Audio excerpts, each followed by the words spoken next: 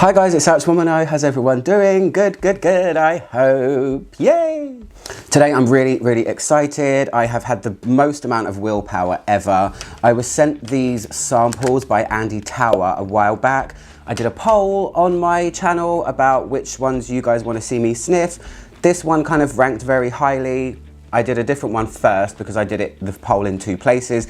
Anyway, I'm here to smell them. First things first, I'm a terrible human being. Extremely terrible. The lovely lady that sent me these, I wrote your name down and I have been scouring all of my social media, my emails and everything all day to try and find our conversation so I could thank you personally. Do you think I could find it? No. I am a serial deleter. I am OCD. I don't like digital mess and I sometimes delete things that I shouldn't. And yeah. Anyway, thank you so much for these. I am a big fan of this brand, which is why I'm very excited to try them. I've tried 5 already from TAUER and I own this one, which is L'air du Désert Marocain. It's a very highly regarded perfume among niche lovers. There's quite a lot of hype around it and I'm on that hype train, not gonna lie. So she sent me, this lovely lady, thank you so much.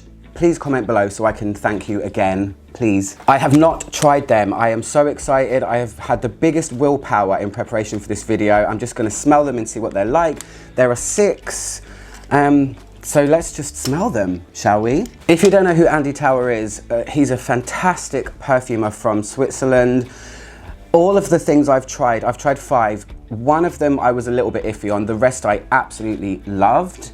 So I'm so excited to see what these ones are. I don't know where he sources his materials from, but whoever he sources his materials from, I like his materials. I like the feel of his fragrances. They have a richness, they are tenacious, they are very unique to him. You can feel that it's an TAUER perfume. They are just, they're really good. So yeah, let's begin and let's just smell them. So I'm gonna start with whatever this one is right here. It is called Noontide Petals. And as far as I know, this is one of his tuberoses, which makes me very excited. So I would try them on skin, but I plan to do a few other videos today. So let's just quickly see what this one is. Oh, heavenly Lord above in the kingdom of amazingness. Oh my God, this is so beautiful. This is just, you know, sometimes you come across a brand and you just kind of like everything. The other ones I've tried for the record are Une Rose de Kandahar, amazing. L'air du Désert Marocain, the Cœur de Desert one. I also tried Rose Flash, which I liked, and then one called Pentachords something, and that was the one that I didn't really like so much. But this is stunning, and it's not really even a tuberose. I thought it was a tuberose. So this is aldehydes, bergamot, bourbon geranium, ylang ylang. There is tuberose in there, rose, jasmine, iris, vanilla, sandalwood, patchouli, vetiver, and frankincense.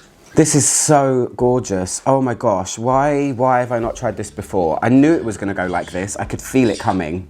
There's still 5 more to try. You never know what's gonna happen. This is kind of a little bit fruity. There's lots of powder going on and it feels very material heavy. That's what you can feel when you smell TAUER's perfumes. They feel abundantly rich of many things happening.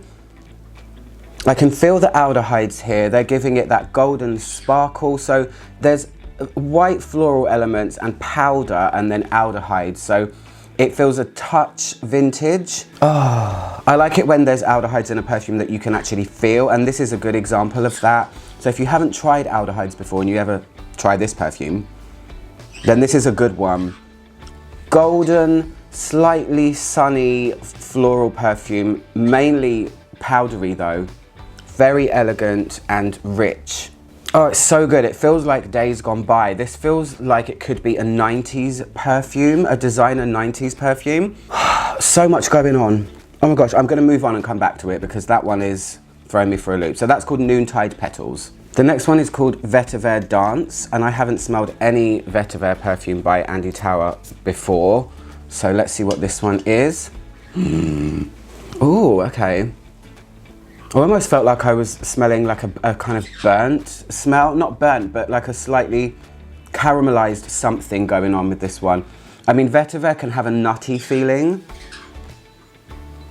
There is an element of brightness. His fragrances are a conundrum. They are, for me personally, really hard to pick things out of.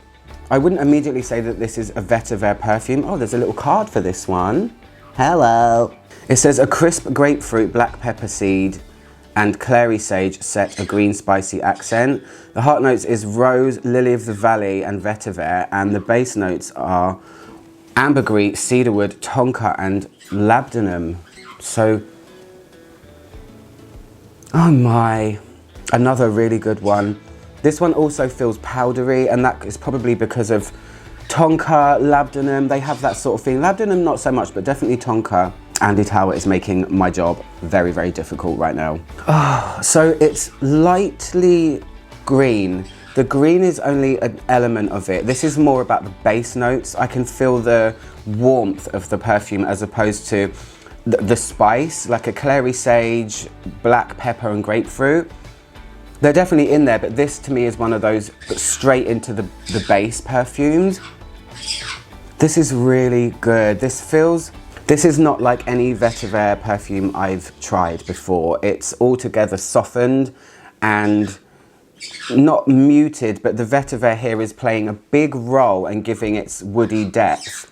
But then there are softer resinous notes going over the top, and the labdanum is giving me amber. So it's giving me not the darker kind of incensey or leathery side of labdanum. I can definitely feel the amberiness of labdanum, and that's why I think I really like this. I would say that labdanum is the main note of this perfume. So yeah, I've never quite smelled a fragrance that feels ambery and vetiver at the same time. And the amberiness is overtaking the vetiver. So even though the fragrance is called Vetiver Dance, this is a beautifully soft tonka amber with vetiver playing a smaller role, I would say. And I really like it too. So let's smell the next one. This one's called Soto La Luna Tuberose, and there's a card here about this one as well. Let's spray you and see what you're about. Oh, so this one is a tuberose. Okay, I mean, it's in the name, but I thought Noontide Petals was a tuberose as well. This is the type of tuberose that I really like. There's no sweet overload of vanilla or anything like that. This is quite woody.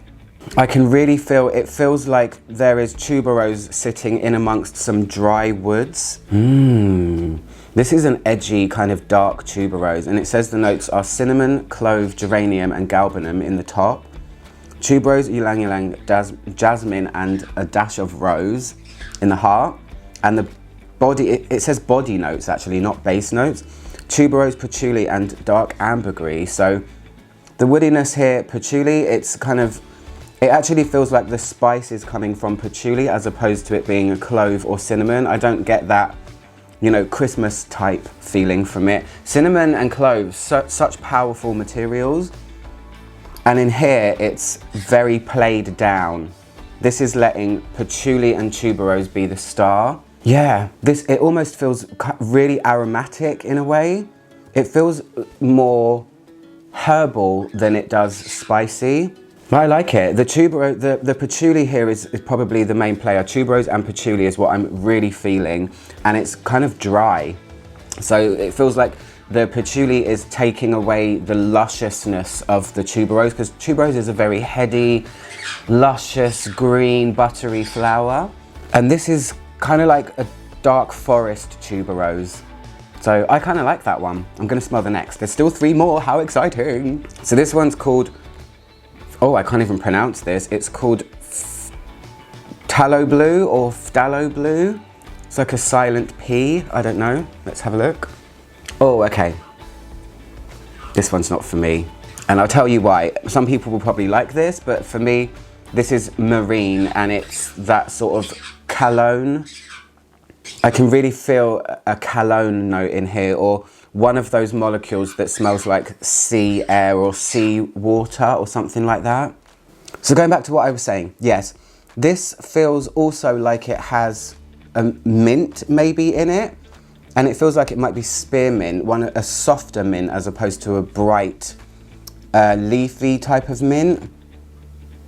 I'm gonna read and see what this one's about, but it definitely feels like This reminds me of some of the Sarah Baker perfumes I've tried. There's one called Atlant and there's one called Greek Keys. It's in that realm. It's also in the realm of Diagan by Ruth Mastenbrook. Cologne and those types of marine materials are so distinct that that's all I can focus on when I smell things like this. But it definitely feels like there's a gentle mint going on and a green spice like cardamom, and it's got a touch of that kind of petals in a pond. I say that all the time. This is probably one of the only two things I've tried by him that I haven't liked. I like his more darker, heavier, floral, resinous type things, because the other one that I didn't like by him was a kind of transparent perfume as well, the Pentaccords one. But this, I'm going to read what's in it. This one isn't for me, but if you like cologne and aquatics, maybe try it out. I did say there was some kind of cool green spice in it, and fennel is that gently aniseed type smelling thing. Bergamot, lemon, lavender, herbal, orange blossom, sea notes, tonka, cedar and amber, and also geranium. I really smell fennel and sea notes. That's what I get from this. And I'm going to move on because it's kind of unpleasant. I don't like that sort of thing, but if you know what cologne smells like, think of Issey Miyake, L'Eau de Sea. It's that type of marine. Okay, so this one is called L'air des Alpes Suisses. So he's done Air of the Moroccan Desert, which is the one that I have, and now he's doing the Air of the Swiss Alps. This could be fantastic. Please let it be great. Oh my gosh, I'm really, really excited about this one. Let's see. I'm already getting wafts of it. Oh, this is gorgeous. This is floral straight away. This is a floral, and it's a white floral as well. I guess, yeah, I mean, white flowers in perfume, if they're more delicate, could represent Swiss mountain air. I've never been there, I don't know. They certainly don't grow there, I'm guessing. This is really gorgeous. There's something sticking out in here that I'm very familiar with, but I can't pinpoint, and I hate it when that happens. I'm gonna read it and say, nah. It feels a bit like it's got rhubarb in it. That's the thing that I'm picking up on. You know, a lot of perfumes now, because this rhubarb molecule has come onto the market, I can smell that. I can smell a rhubarb smell in amongst more of a delicate white floral. It's kind of fruity. The rhubarb's making it fruity. There's a creaminess going on as well. Oh, I need to read what's in this one. But right now I'm putting it on rhubarb with a touch of creaminess, almost like a rhubarb and custard, but done with a light hand. And then some kind of white flowers in there. It's not jasmine though. It could even be tuberose. Let me see. So, this one is fir, pine needles, lemon balm, birch tar, lily, lavender, tonka, did I say tonka? Thyme, rosewood and nutmeg. Interesting. This one's gonna go on this hand. I'm just gonna put it on me. We have to do it sometimes. We have to do these things. Let's just prepare thyself to do it. Yeah, this is sweet, and I don't know why. I mean, it says orchid, which is a sweet note. Nothing else in there really is sweet apart from tonka and orchid, but I get a kind of rhubarby pine sort of smell. Rhubarb pine and then a sweet fruitiness, and I don't know if I like it. It was nice when I got the first impression, but this one I don't like. It still has that Andy Tauer signature though, so that part of it I like. I just don't know about this piney sort of almost camphorous thing with sweet notes. I don't know about that one. But I'm gonna smell the last one, which is Fruitichuli Flash. So it's one of his Flash perfumes, and they are sold in 30ml bottles, and they're kind of affordable, so they're a way for you to get your hands on an Andy Tauer without shelling out. I think that his perfumes are about £100 for 50ml, which it is quite expensive, but Le Desert Marocain, I mean, it's in my top 10 perfumes ever. Oh wow, this is really fun. This smells like a clown perfume. This is what I imagine a clown to smell like. I don't know why. This has got a very much candy-like soft fruitiness. And that is more than the patchouli. That is what I can feel. I can feel the fruit more than the chuli, shall we say. Oh, there's a sweet from my childhood that this reminds me of. It's a little bit like those pink shrimp sweets. Anyone from the UK might know them. It smells like the pink shrimp sweets with patchouli behind. I would be really interested to find out what the fruit is, but it's got that candy, almost doll head-like smell, which is kind of fun sometimes. Okay, it's apricot, peach, rose, white flowers, musk, and patchouli. So this is really all about the fruity more than anything else. And yeah, I wouldn't necessarily say it was peachy though. Oh, it's a little bit like a Lush perfume as well. Like their Think Pink bath bomb, if you've ever tried that. This one's fun, it's really playful, and to me it feels not like an Andy TAUER perfume. So that was quite a surprising one for the end. So yeah, that's it. I'm gonna leave it there because this video has been interruptions, birds, craziness. I need to just chill out for a second. Anyway guys, thank you for watching, and thank you so much to the lady that sent me these. I can't wait to fully wear them. I'm gonna just wear the hell out of them, I think.